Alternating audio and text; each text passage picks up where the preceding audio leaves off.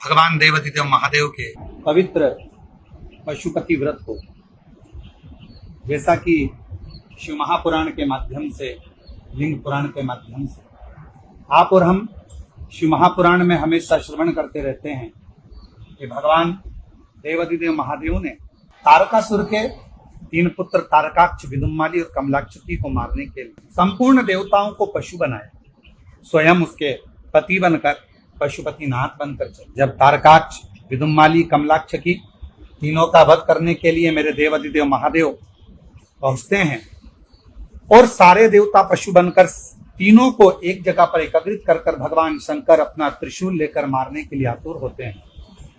उसी समय भगवान एक पशु का बड़ा रूप धारण कर अपने सिंग से मारते हैं तो तारकाक्ष भगवान शिव के उस शीश को काट देता। भगवान शंकर का कटा हुआ शीश नेपाल पशुपतिनाथ के रूप में विख्यात होता है और धड़ केदारनाथ के रूप में विख्यात होता है। पर मेरे भगवान देवाधिदेव महादेव उसी धड़ में से फिर प्रकट होकर तारकाक्ष, विदुम्माली और कमलाक्षी का वध कर देते। मेरे भगवान देवाधिदेव महादेव स्वयं देवताओं को संतुष्ट कर कहते हैं कि आपने पशु का रूप धारण करा है, पर आप ये चिंता ना करें, मैं तुम्हें उस पशुपति व्रत के बारे में बताता हूं जिस व्रत के माध्यम से संपूर्ण जीव का कल्याण कलिकाल में हो जाता है। वह मुक्ति का उपाय सुनिए और उसे कीजिए। जो दिव्य पशुपत व्रत को करेगा वह पशुत्व से मुक्त हो जाएगा। यह सत्य तथा प्रतिज्ञत है। हे श्रेष्ठ देवताओं, एकाग्रचित्त होकर जो अन्य लोग भी मेरे पशुपत व्रत को करेंगे वे पशुत्व से मुक्त हो जाएंगे, इसमें संदेह नहीं है।